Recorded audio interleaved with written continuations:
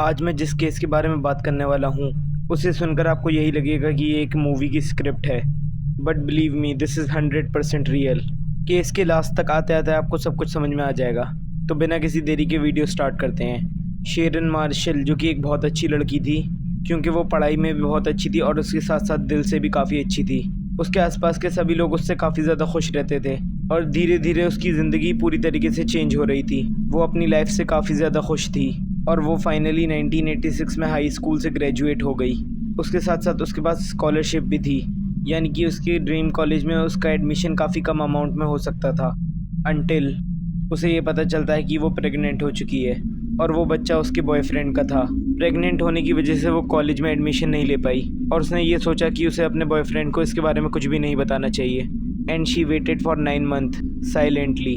9 month के बाद वो एक बच्चे को जन्म देती है, बट वो अभी काफ़ी ज़्यादा यंग थी, वो उस बच्चे को नहीं संभाल सकती थी। तो वो ये डिसाइड करती है कि एक कपल जो कि टेक्सास में रहते हैं उनके पास कोई बच्चा नहीं था, तो शेरन ने उन्हें अपना बच्चा दे दिया।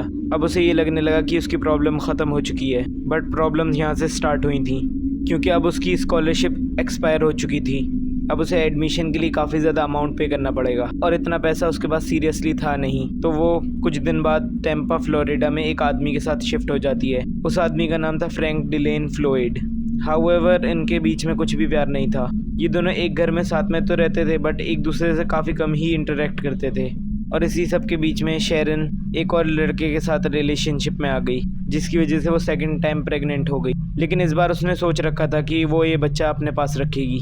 So again she waited for 9 months और 9 मंथ के बाद वो एक बेबी बॉय को जन्म देती है। वो उस बेबी का नाम माइकल ग्रेगरी मार्शल रखती है और फ्रैंक भी पूरी तरीके से सपोर्ट करता है। वो उस बच्चे का स्टेप फादर बनकर उसका ख्याल रखता है। ये लोग काफ़ी खुश रहने लगे थे, अनटिल फ्रैंक एक पेंटर था, बट उसके बैक में काफ़ी ज़्यादा पेन रहता था, जिसकी वजह से उसे हार्डली वर्क मिलता था और वो काफ़ी कम पैसा कमाता था।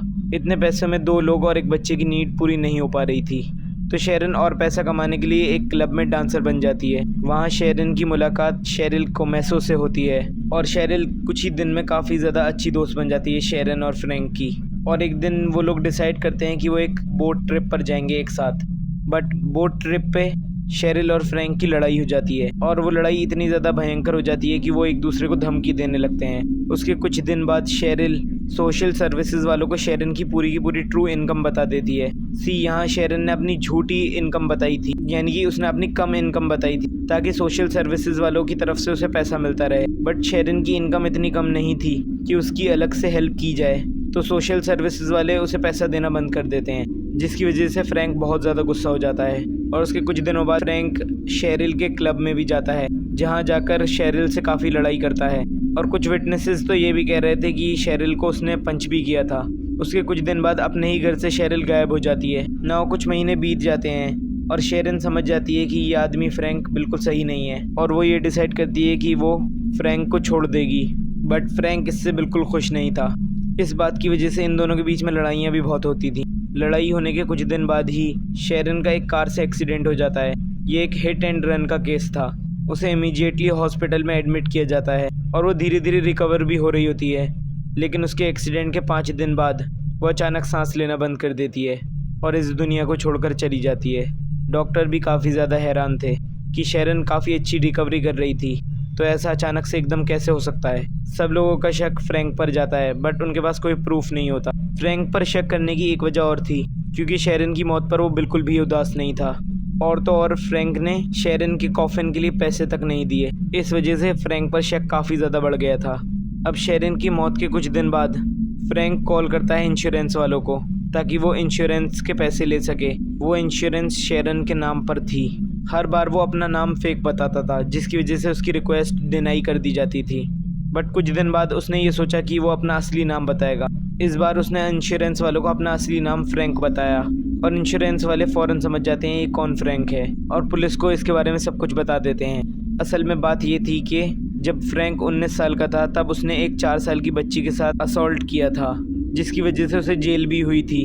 जेल में अपनी पूरी सज़ा काटने के बाद फ्रैंक जब बाहर आता है तो उसके बाद भी उसे अकल नहीं आती। वो एक बैंक रॉबरी करने की कोशिश करता है और फेल हो जाता है और पुलिस उसे फिर से पकड़ लेती है और दोबारा से उसे जेल में बंद कर देती है। अगेन पूरी सज़ा काटने के बाद जब फाइनली फ्रैंक रिलीज़ होता है तो वो एक गैस स्टेशन में जाता है। वहाँ जाकर एक वुमेन को वो एबडक्ट करने की कोशिश करता है। इससे ये पता चलता है उसे अभी तक अकल नहीं आई थी और इसमें भी फेल हो जाता है, जिसकी वजह से पुलिस उसके पीछे फिर लग जाती है। बट इस बार वो भागने में सक्सेसफुल रहता है। अब प्रेजेंट में आते हैं। जब इंश्योरेंस वालों ने पुलिस वालों को इसके बारे में बताया तो पुलिस फ़ौरन इसे पकड़ लेती है और इसे जेल में डाल देती है। मीनवाइल माइकल, जो कि शेरन का बेटा था, उसे एक फॉस्टर होम में भेज दिया जाता है। फ्रैंक जेल से बार बार माइकल से मिलने की ज़िद करता रहता था, ये बताकर कि वो असलियत में माइकल का बाप है, इसलिए पुलिस उसे माइकल से मिलने देती थी। बट कुछ दिन बाद डीएनए टेस्ट हुए, जिससे पता चलता है कि माइकल का असली बाप फ्रैंक नहीं है और ये छोटी सी मीटिंग यहीं पर ख़त्म हो जाती है।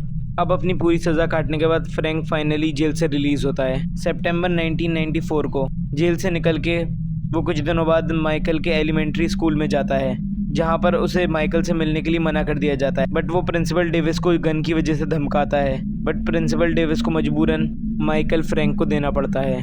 यहाँ फ्रैंक डेविस की कार चुरा लेता है और पास ही के एक जंगल में चला जाता है।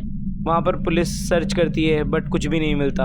अब 2 महीने बाद फ्रैंक लुइसविले, केंटकी में पकड़ा जाता है, बट उसके साथ माइकल नहीं होता और जब पुलिस उससे माइकल के बारे में पूछती है तो वो कुछ नहीं बताता। बहुत कोशिश करने के बाद भी वो अपना मुंह नहीं खोलता। बट असली केस खुलना जब स्टार्ट होता है, जब उसी जंगल में जहाँ पर माइकल को लास्ट टाइम देखा गया था, वहाँ पुलिस वाले को एक स्केलेटन मिलती है, जिस स्केलेटन के चीक बोन पर एक ठीक ठाक घाव होता है। उसी के कुछ दूर एक वैन भी मिलती है। उस वैन के अंदर से 97 तरीके के फोटोग्राफ्स निकलते हैं और जब उस वैन की हिस्ट्री निकाली जाती है तो पता चलता है एक फ्रैंक फ्लॉयड नाम के आदमी ने इसे चुराया था और सारे फोटोग्राफ्स में फ्रैंक होता ही है। एक फोटोग्राफ में वो एक लड़की के साथ दिखाई देता है जिसे वो असॉल्ट कर रहा होता है। उस लड़की की चीक पर बिल्कुल सेम टू सेम निशान होता है जैसा कि स्केलेटन की चीक बोन पर था। काफ़ी रिसर्च करने के बाद ये पता चलता है कि फ़ोटो में जो लड़की है उसका नाम असल में शेरिल कोमेसो था। जी हाँ, वो अचानक गायब नहीं हुई थी, फ्रैंक ने उसे यहाँ लाकर मार दिया था। अगला ट्विस्ट जब आता है जब एक फ़ोटोग्राफ में उसे एक यंगर लड़की के साथ देखा गया था। अब सर्च स्टार्ट हो जाती है, आखिर ये यंगर लड़की है कौन। तो डिटेक्टिव्स फ्रैंक की हिस्ट्री के बारे में और छानबीन करते हैं और उन्हें ये पता चलता है कि जब वो वुमेन को एबडक्ट करने की कोशिश कर रहा था और फेल होकर भाग गया था तो 1970s में उसने एक लड़की के साथ शादी कर ली थी जिसका नाम था सैंडी चिपमैन। उस औरत के पहले से ही 4 बच्चे थे। सैंडी चिपमैन खुद कोई दूध की धुली नहीं थी, उसे भी काफ़ी बार जेल हो चुकी थी। शादी के बाद सैंडी को फिर जेल हो जाती है फेक चेक्स की वजह से। ये कहा जाता है कि उसे 1 महीने की जेल हुई थी। 1 महीने तक के लिए वो चारों बच्चों को फ्रैंक के हवाले कर देती है और उससे कहती है कि इन बच्चों का अच्छे से ध्यान रखना। 1 महीने बाद जब वो जेल से रिलीज़ होती है तो वो अपने घर पर जाती है और ये पाती है कि उसके घर में अब कोई नहीं रहता। ये देखकर वो काफ़ी परेशान हो जाती है और ये सोचने लगती है कि उसके बच्चे कहाँ गए और वो ये सब पुलिस वालों को बता देती है और पुलिस वाले अपनी सर्च स्टार्ट कर देते हैं। कई सालों बाद उन्हें ये पता चलता है कि फ्रैंक ने 2 बच्चियों को सोशल सर्विसेज ग्रुप में दे दिया था और अभी वो बिल्कुल ठीक हैं। बट सैंडी के बेटे फ़िलिप और सबसे बड़ी बेटी सुज़ैन का क्या हुआ? काफ़ी साल बीत जाते हैं और फाइनली फ़िलिप की खबर मिल ही जाती है। फ्रैंक ने फ़िलिप को एडॉप्शन के लिए दे दिया था और फाइनली वो भी मिल ही जाता है। But what about Suzanne? और फाइनली बहुत ज़्यादा सर्च के बाद ये पता चलता है कि सुज़ैन एक फ़ेक नेम के साथ रह रही थी और उसका फ़ेक नेम था शेरन मार्शल। सुज़ैन ही शेरन मार्शल थी जिसे फ्रैंक ने अपने पास रख लिया था। क्या ही लाइफ थी बेचारी की। पहले अपनी मदर से सेपरेट कर दी गई, उसके बाद अपने स्टेप फादर के साथ रहना पड़ा और प्रोबेबली स्टेप फादर ने ही उसकी जान भी ली। फ्रैंक आते आते लास्ट में फाइनली ये भी एडमिट कर ही लेता है कि माइकल, जो कि शेरन का बेटा था, उसे जंगल में ले जाकर उसकी भी जान ले ली थी और माइकल की बॉडी इसलिए नहीं मिली क्योंकि हो सकता है कि जंगली जानवरों ने उसकी बॉडी को खा लिया हो। बट उसने ये कभी एडमिट नहीं किया कि उसने ही शेरन का एक्सीडेंट करवाया है।